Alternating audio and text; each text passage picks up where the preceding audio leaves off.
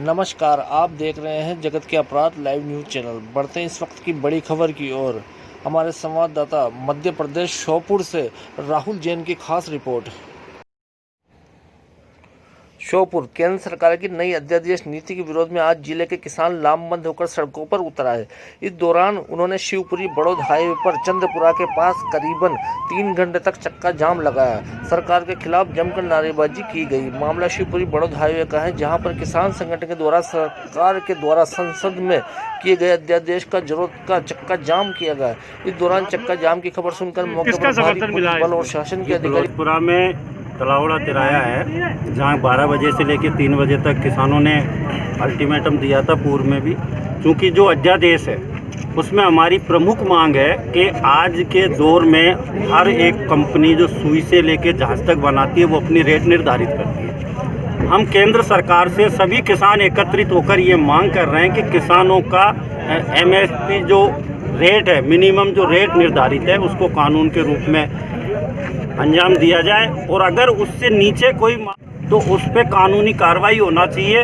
इन्हीं मांगों को लेकर आज सभी किसान यहाँ धरने पे बैठे हुए हैं और सभी संगठन यहाँ मौजूद है। किसान संगठन जो पूर्व में भी आंदोलन करते आए, चाहे नहर का मुद्दा हो, चाहे आपका हाईवे का मुद्दा हो, चाहे अन्य मुद्दे हों, जो किसानों की फसल का दाम है जो केंद्र सरकार ने जो बनाई है वो एक तरीके से आज टोटल प्राइवेटाइजेशन हो चुका है। चाहे बिजली के रूप में ले लो, चाहे मंडियों के रूप में ले लो। उनकी एक सुनियोजित योजना है कि मंडियों को ख़त्म करके प्राइवेट कंपनियों के हाथ में किसानों को लूटने के लिए छोड़ना, ताकि आगे जाके मंडियां स्वतः ही समाप्त हो जाएगी और जो प्राइवेट संस्था हैं जो केंद्र सरकार को सपोर्ट करती है उन संस्थाओं को ये सब ठेके दे दिए जाएंगे।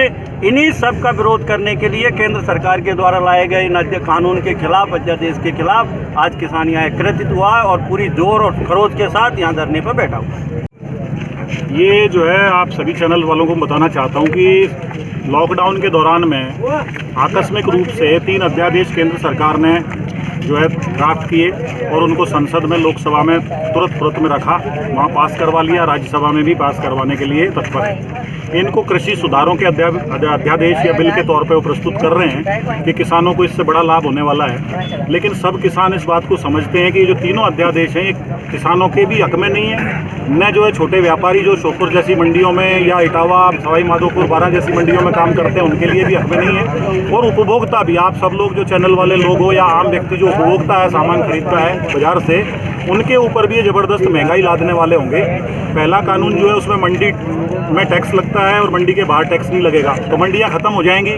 मिनिमम सपोर्ट जो प्राइस है उसको भी ये सरकार देने के लिए अपना पल्ला झाड़ना चाहती है। गडकरी जी वाणिज्य मंत्री थे, उन्होंने पूर्व में बयान दिया कि हम बहुत दिन तक समर्थन मूल्य नहीं दे पाएंगे, तो पूरी तरह से कारपोरेट व्यापारियों के हाथ में किसानों को सौंप देना चाहती है। इसलिए किसान आंदोलनरत हैं। ये चाहे कितने ही जो है झांसे दें कि किसानों के हक में हैं या लोगों को अपने प्रचार माध्यमों के द्वारा ये संतुष्ट करने का कोशिश करें, बुलावा देने की कोशिश करें, लेकिन ये जो किसान है सब लोग समझते हैं, सब पढ़े लिखे हैं, सब लोग जागरूक हैं अपने हकों के प्रति, सब जानते हैं कि हमारा हक का फायदा किस में है, नुकसान किस में है। अगर सरकार किसानों के हित में लाई है तो न्यूनतम समर्थन मूल्य के नाम पर स्वामीनाथन कमेटी की जो सिफारिशें थी उन सिफारिशों को लागू करने के आश्वासन पे केंद्र सरकार 2014 में सरकार में आई थी और पूर्ण कर्जा माफी की मांग जो उनका वायदा था, तो न तो ये कर्जा माफी कर रहे, न स्वामीनाथन कमेटी की रिपोर्ट के अनुसार न्यूनतम मूल्य दे रहे, समर्थन मूल्य, बल्कि जो समर्थन मूल्य उससे भी कम दे रहे हैं उसको भी खत्म करने की इनकी ये साजिश है। और इस साजिश का विरोध करने के लिए सारे किसान आंदोलित हैं देश भर के।